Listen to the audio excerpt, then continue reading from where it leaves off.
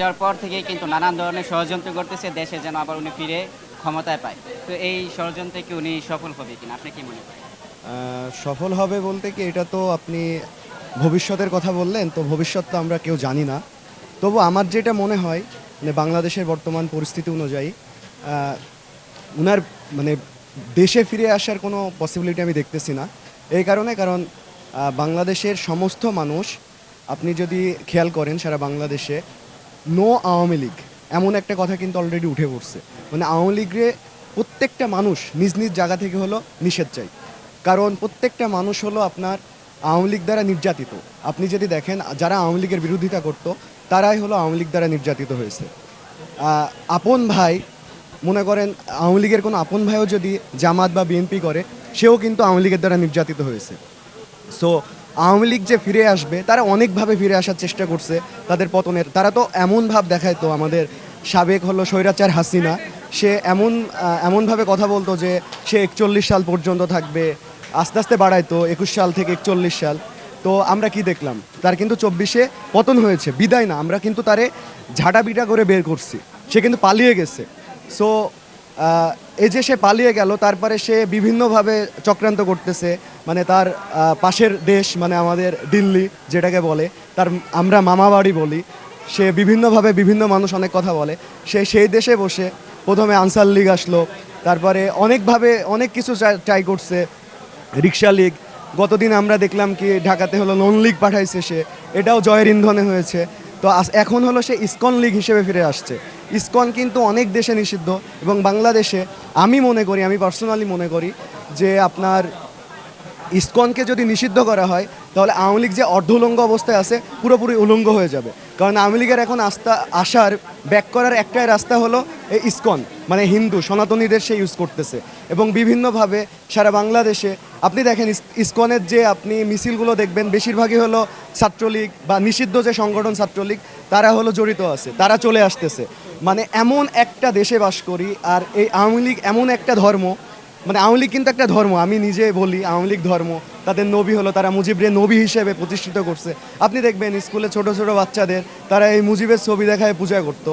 এবং তাদের হলো যেটাকেই বলি কেবলা বলি আর যাই বলি, সেটা ছিল হলো আপনার ওই যে 32 নম্বর বাসা। তো ওই বাসা থেকে আওয়ামী লীগ সব কিছু দিক নির্দেশনা দিত, মানে মিডিয়া হাউস থেকে শুরু করে সব কিছুই তো কন্ট্রোল করছিল। তো এখন এই যে ইসকন, মানে আওয়ামী লীগ নিজেদের ধর্ম বিক্রি করে, তাদের ওই যে মুজিবীয় ধর্ম, সেটাকেও তারা বিক্রি করে এখন ইসকন মানে সনাতনী হয়ে গেছে। এবং বাংলাদেশকে অস্থিতিশীল করার জন্য চক্রান্ত করতেও তারা দ্বিধাবোধ করতেছে না, কারণ তাদের কাছে হলো তাদের ওই যে ক্ষমতাটা হলো মেন। মানে আমরা বাংলাদেশি, আমরা তো বাংলাদেশকে আগে ভালোবাসবো, কিন্তু আওয়ামী লীগের মনে করেন যে বাংলাদেশ প্রেম না, তারা হলো ভারতকে সার্ভ করার জন্য। আপনি দেখেন, আপনি গত 16 বছরে ভারতের সাথে যে চুক্তিগুলো করছে, সেগুলো হলো সব ভারত, মানে ভারতের স্বার্থে, বাংলাদেশ স্বার্থে একটা নাই। একটা দেশের হলো সব থেকে নিরাপত্তা কি, নৌবন্দর, সে নৌবন্দরও ভারতকে দিয়ে দেওয়া হয়েছে। বাংলাদেশের ভূখণ্ডের উপর দিয়ে ভিতর দিয়ে হলো ট্রানজিট দেওয়া হয়েছে, কিন্তু বাংলাদেশ তার বিনিময়ে কি পাইছে? বাংলাদেশ তিস্তা চুক্তি কি সম্পন্ন করতে পারছে? না। বাংলাদেশ পায় হলো ওই যে বর্ষার সময় পানি, আর গ্রীষ্মের সময় পানি দেয় না। এইভাবে তারা বাংলাদেশকে, ভারত হলো আমাদের ডুবিয়ে মারে এক সময় বর্ষার সময়, আর যখন গ্রীষ্ম থাকে তখন হলো আমাদের পানি না দিয়ে খরার ভিতরে আমাদের কৃষকদের মারে। বাংলাদেশে যারা হিন্দু আছে, তারাও কিন্তু এটার সাফারার। আমি সনাতনী এবং ইসকনকে কিন্তু আলাদা করে দেখি। ইসকন কিন্তু একটা জঙ্গি সংগঠন। অনেক সনাতনীরাও তাদের কিন্তু ইসকনের দ্বারা নির্যাতিত হয়েছে। আপনি ঢাকাতে যে মন্দিরগুলো ছিল, সেগুলো ইসকন দখল করছে।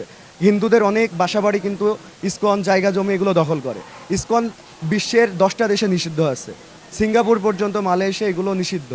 কিন্তু বাংলাদেশে নিষিদ্ধ হবে না কেন, এই প্রশ্ন যদি আমাকে করেন, এই যে চিন্ময় দাস, সে কিন্তু এখন ইসকন বলতেছে সে চিন্ময় তাদের না, আমরা বহিষ্কার করেছি। তা বহিষ্কার যদি করেই থাকে, যে এই 3 মাসে যতগুলো আন্দোলন হলো সব তো ইসকন মানে চিন্ময় লিড দিয়েছে, চিন্ময়কে তখন কেন বলেনি? চিন্ময়কে এখন বলতেছে যে শিশু নির্যাতন করে, তাহলে তখন কেন নিষিদ্ধ করেনি? এই দা ইসকনকে নিজস্বভাবে ইসকনকে নেওয়া লাগবে।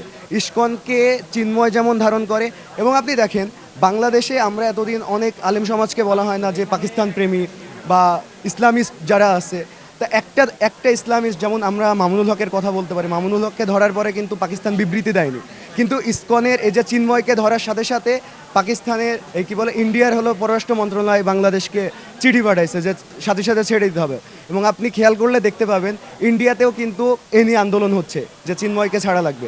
তাহলে এখান থেকে আমরা বুঝতে পারি ইসকনের সাথে ইন্ডিয়ার সম্পর্ক ওতপ্রোতভাবে জড়িত, এবং ইন্ডিয়া থেকেই এই যে ইসকনকে লিড দেওয়া হয় এবং নিয়ন্ত্রণ করা হয়। তো আমার দাবি, সারা বাংলাদেশের মানুষের একটাই দাবি, ভয়েস অফ আমেরিকার একটা জরিপে উঠে এসছে যে 68% মানে এই সরকারের আমলে বাংলাদেশের সনাতনীরা অনেক নিরাপদ আছে। আপনি দেখতে পারবেন এবারকার পূজা হলো সব থেকে নিরাপদ হয়েছে। মাদ্রাসার স্টুডেন্ট, জামাত, শিবির যারা ছিল সবাই তারা হলো হিন্দুদের নিরাপত্তা দিয়েছে। আমরা এমন একটা দেশ চাই যেখানে আমাদের মসজিদও নিরাপত্তা দেওয়া লাগবে না, আমাদের হিন্দুদেরও নিরাপত্তা দেওয়া লাগবে না। কিন্তু আপনি দেখেন এই যে ইসকনকে নিষিদ্ধ করার জন্য একটা ইস্যু তো দরকার। আজ পর্যন্ত বাংলাদেশে আপনি দেখতে পেয়েছেন যে পাবলিক প্রসিকিউটর যে হলো রাষ্ট্রপক্ষের আইনজীবী থাকে তাকে নিহত করা হয়েছে না। আপনি বড় বড় দেখেন বাংলা ভাইকেও যখন ধরা হয়েছে তখনও কিন্তু হয়নি, মানে যারা আমরা জঙ্গি সংগঠন বলি তারাও কিন্তু এই নজির দেখায়নি, কিন্তু ইসকন কিন্তু দেখাই দিয়েছে।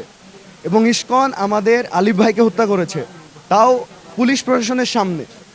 তাহলে এখান থেকে কি বোঝা যায় যে ইসকন হলো জঙ্গি সংগঠন? এখান থেকে বলা যায় যে ইসকনকে নিষিদ্ধ করা যায়। এই একটা ইস্যুই তো দরকার, কারণ আপনার আজ পর্যন্ত বাংলাদেশ এমন নজির না যে রাষ্ট্রপক্ষের আইনজীবীকে হত্যা করছে, তারা তুলে নিয়ে গিয়ে তারা হত্যা করছে। তা আপনি দেখতে পাবেন যে এখানে কোপ মারছে, পিঠে অনেকগুলো কোপ মারছে। এই জন্য আমি বাংলাদেশের মানুষের পক্ষ থেকে, সারা বাংলাদেশের মানুষের পক্ষ থেকে বলতে চাই যে ইসকনকে নিষিদ্ধ করা উচিত।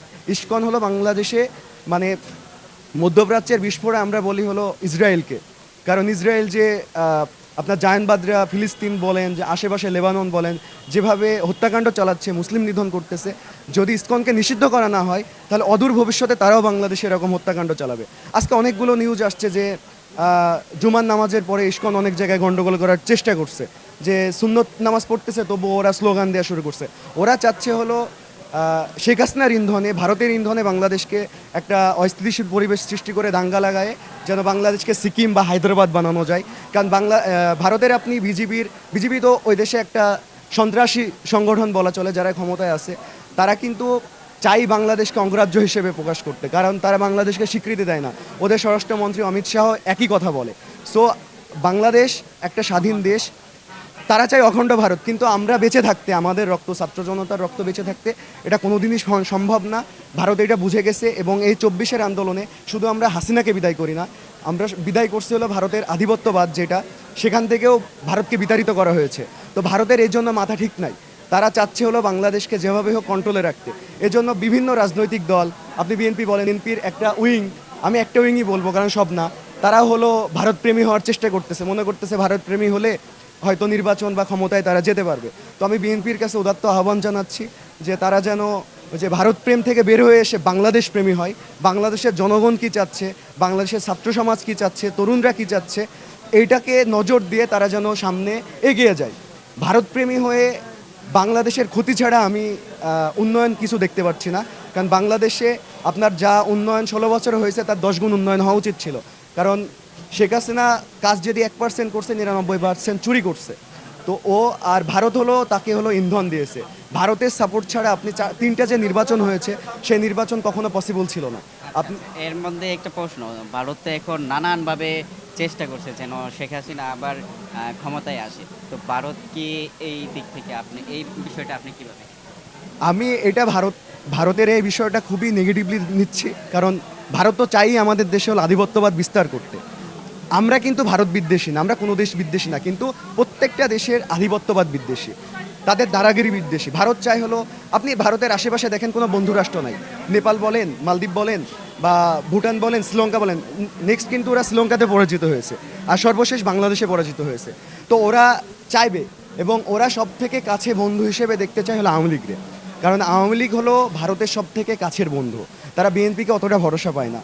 তো এবার যদি বিএনপিকেও ক্ষমতায় আনে, ওদের নেক্সট টার্গেট কিন্তু আওয়ামী লীগরে হলো আপনার বিরোধী দল হিসেবে রেখে, এই যে বিএনপি যদি ক্ষমতায়ও যায় 2-1 বছরের ভিতরে দেখা গেল দেশে দাঙ্গা বাধায় দিয়ে বিএনপিকে পতন ঘটায় আবার আওয়ামী লীগের ক্ষমতায় দিবে।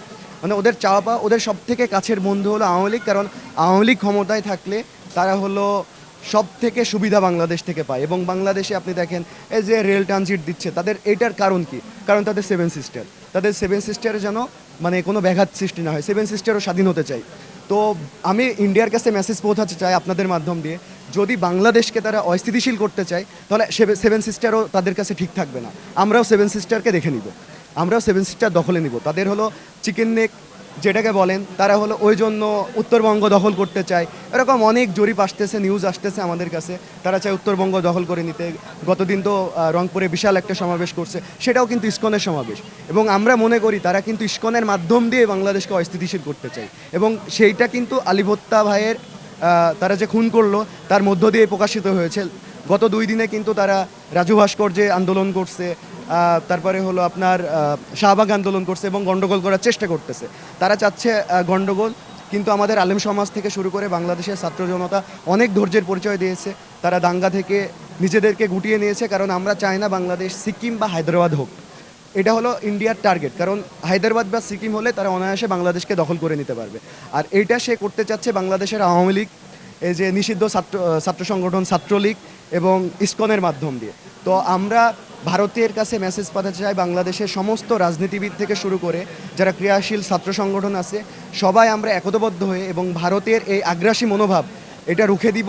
এবং ভারত কোনোদিন বাংলাদেশে যেন তার স্বার্থ কায়েম করতে না পারে, তার আধিপত্য বিস্তার না করতে পারে, সেদিকে আমরা বাংলাদেশের জনগণ এবং আপামর জনগণ যেটাকে বলি, আলেম সমাজ থেকে শুরু করে ছাত্র জনতা, সবাই আমরা ঐক্যবদ্ধ আছি এবং সামনের দিনে ইনশাআল্লাহ ঐক্যবদ্ধ থাকবো।